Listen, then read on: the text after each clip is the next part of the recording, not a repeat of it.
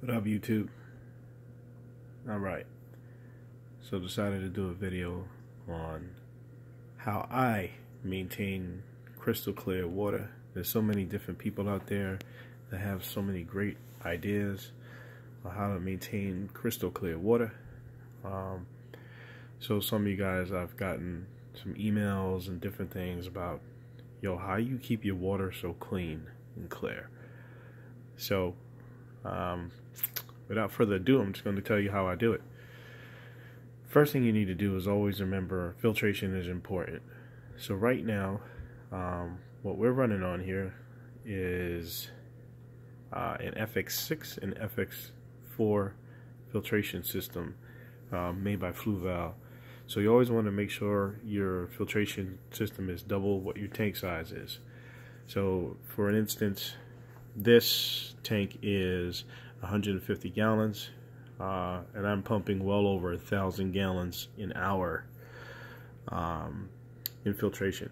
So that's the first thing, making sure you have the right filtration. And there's so many different DIY filters. I'm not saying Fluval is the best. I'm not saying that, you know, there's not a better filter out there.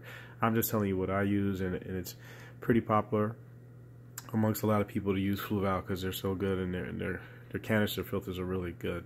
But I've seen people use I Acheives, Suns, and then I've seen a lot of DIYs that seem to be really effective. So it's really a personal preference on what you think is going to work for you. So that's what I use, number one. So double your filtration. That's the first thing. Second thing is fish live out in the wild. Okay, they don't need to eat every single day, 3 times a day. So minimize what you're feeding.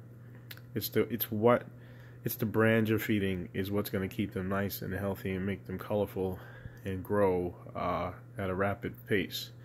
So for me, this is my method. I don't think you have to follow this, but I only feed once every other day, and I feed a good amount of food every other day. Northfin, I feed them the krill and the cichlid formula. I mix them both together, and this is what I get: healthy, bright, colored fish, and they look happy. And I also use a mixture of Dr. Tim's Aquatics. There is a homemade food that you can give them. You cook inside of a pot on the stove. It smells horrible, but it works wonders for them. So I really try to feed them a variety of food, because if you look at how you eat every day, I'm sure you don't get up and eat the same thing over and over every single day. So feed your fish a variety of really good foods, and this is the outcome that you'll get: healthy, strong looking fish that are growing at a good pace. And also, the foods that you use can cloud the water. So try to find a food that works for you that doesn't cloud your water, and I recommend feeding every other day, because the day that they don't eat in between, what they'll start to do is search for food around the area. So they'll start cleaning up the substrate, digging through it, so whatever food is on the bottom, they start eating it up, and they'll start digging through to find you know, their way through the next day, which is how they do in the sea. There's nobody that's out in the ocean to stick their hand in the water and drop some Northfin in there. So allow them to dig and clean up and police the area, and that will give you some clear water results as well. The next thing we want to go to is circulation, right? Circulation also keeps clear water. It's a big part of it, right? So you must have circulation in your tank. So some people, there's a big you know, discussion on what type of circulation you can use in your tank. Me personally, I use a mass spec gyre. The reason I chose to use the mass spec gyre is, look at the water pattern on the top. Very even, no dead spots throughout the entire tank. And what it does is it causes a circulation motion of water, which is great for gas exchanges. Keeps the water flowing, it keeps the air going as well. There's no dead spot in the water whatsoever, and you can almost see the fish kind of swimming in that circular pattern where the water is flowing.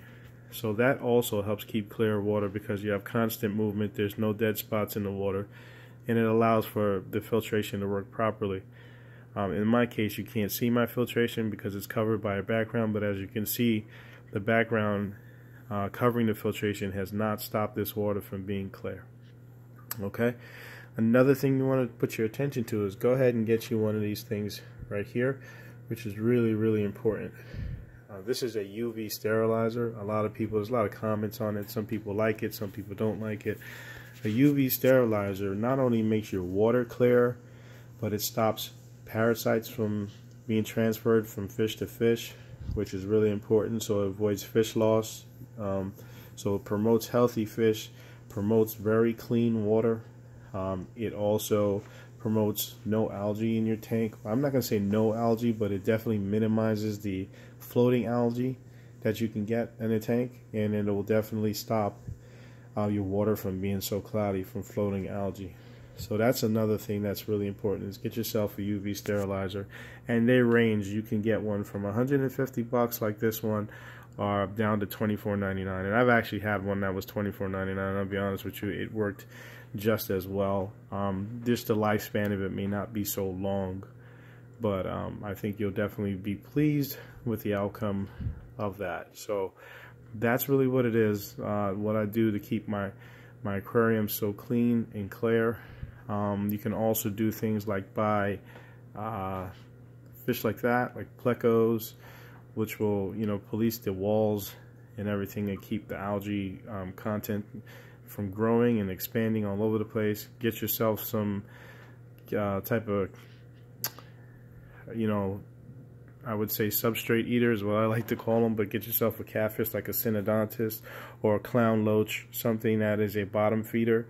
They do not even pay attention to them, and cichlids, it's very hard to mix anything with them, but I can tell you now that a bottom feeder is the way to go, because they will relentlessly cover the bottom and dig for different things, and they'll basically eat up anything that they find on the bottom.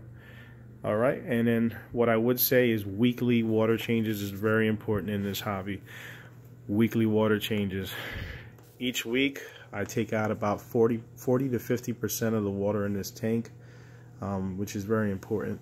So 40 to 50% is really how you're going to keep clean and clear water and healthy water at the same time. So weekly water changes, dedicate yourself to that. It doesn't take long if you have a hose attachment to your sink. In a small little sub pump that you can just drop into the tank to pump the water out quickly. It takes about 40 minutes to do a water change, and as you can see, these are the results of a weekly water change. Healthy fish, very clear water. So thanks guys for watching this video. If you have any more questions, please feel free to reach out to me. Thanks.